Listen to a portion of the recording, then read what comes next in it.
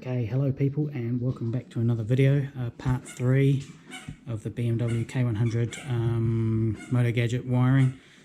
In this one we're going to have a look at these and some other stuff. Let's get into it.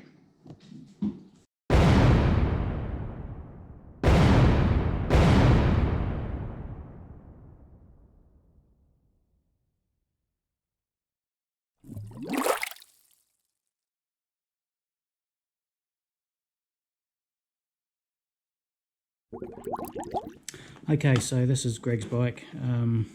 This is the switches that he's bought for his bars. Motogadget Mo switch, or MO switch. Let's have a look, see what's in the box. So he's got two of these, two three-way switches. These are really nice. Loving the silver on the black. Looks really cool. Looks like there's some sort of bushing in here. Maybe so you can change it from the 22mm or whatever it is to the 1-inch. Let's see what else we got in here. Looks like we've got a little bit of heat shrink and possibly some sort of lug. Now we've got a screw, we've got some ferrules, some heat shrink. Okay, let's get this undone and have a look inside. Cool.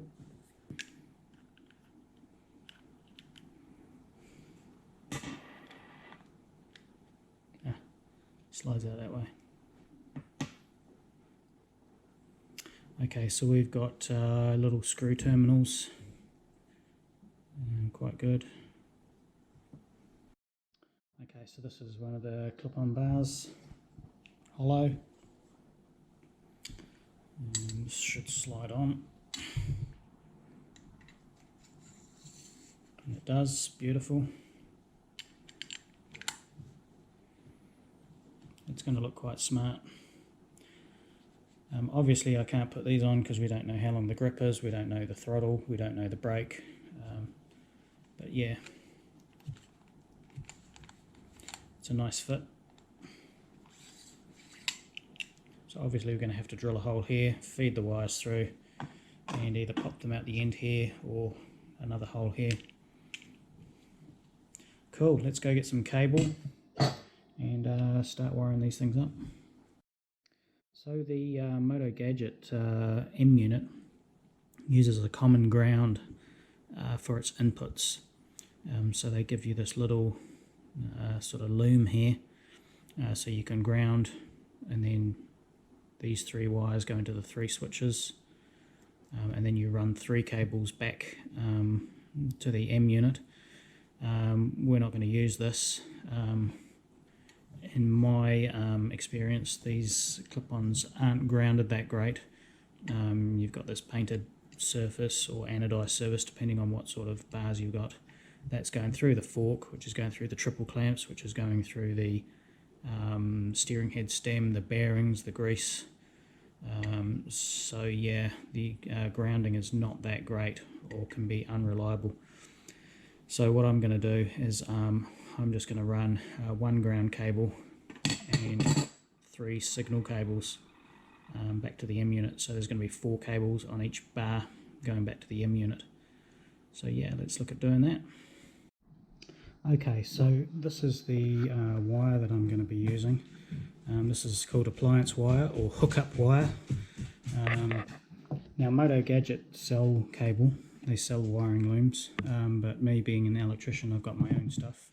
But if you do decide to use your own wire, you need to buy what's called a flex, and the flex basically is many thin strands making up the cable, so it can bend hundreds and hundreds of times and it won't break.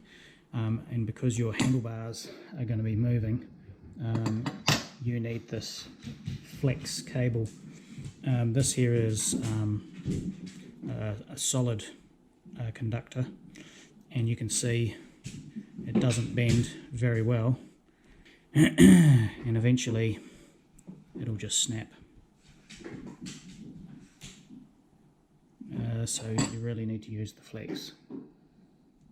Cool.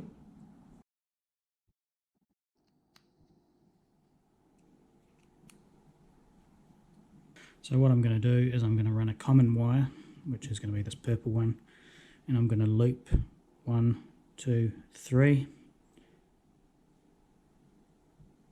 and yeah, go from there.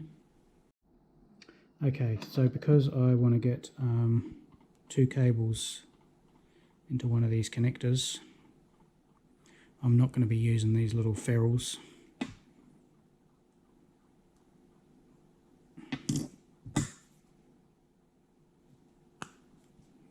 I'm going to give it a go anyway.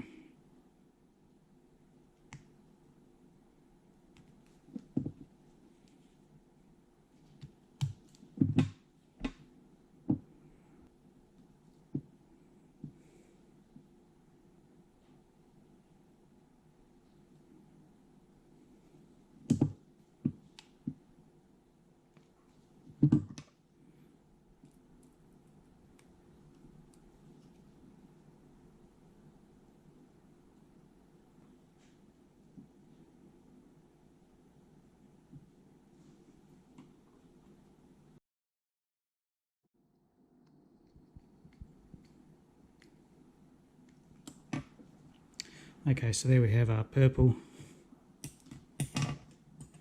It loops from this connector to this connector to this one. And I'm going to leave a whole lot of length on this.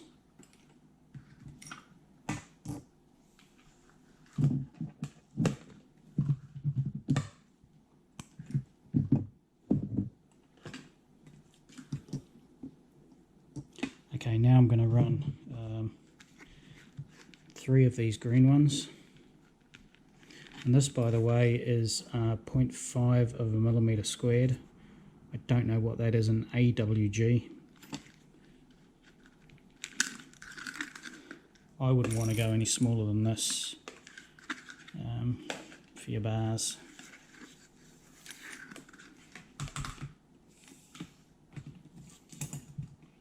Okay, let's do 3 of these.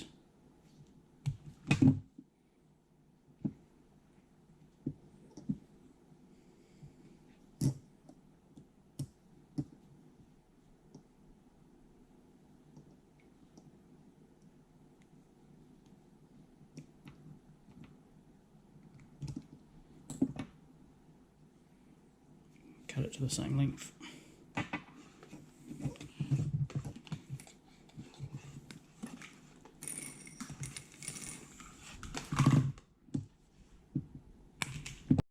Okay, so we've got our cables all screwed on there nice and tightly.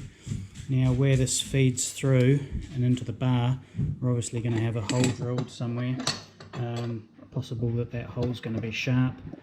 So what I'm going to do is I'm just going to put a bit of heat shrink just over there, so if it does rub, it's going to protect those cables.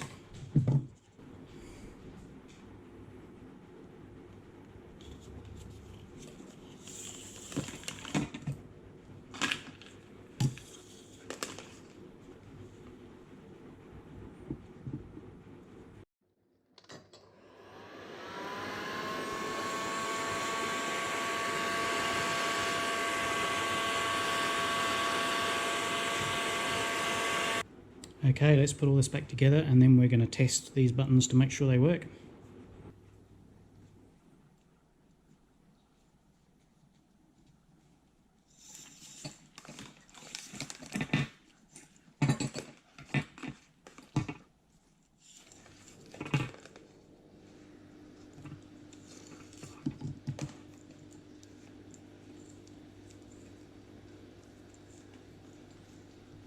Now one other thing I've just noticed is there's a little hole here, and there's a sharp pointed grub screw somewhere.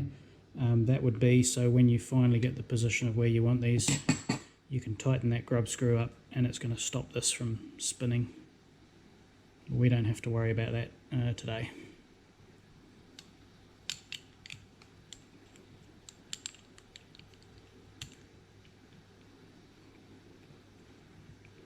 Okay, so we're in.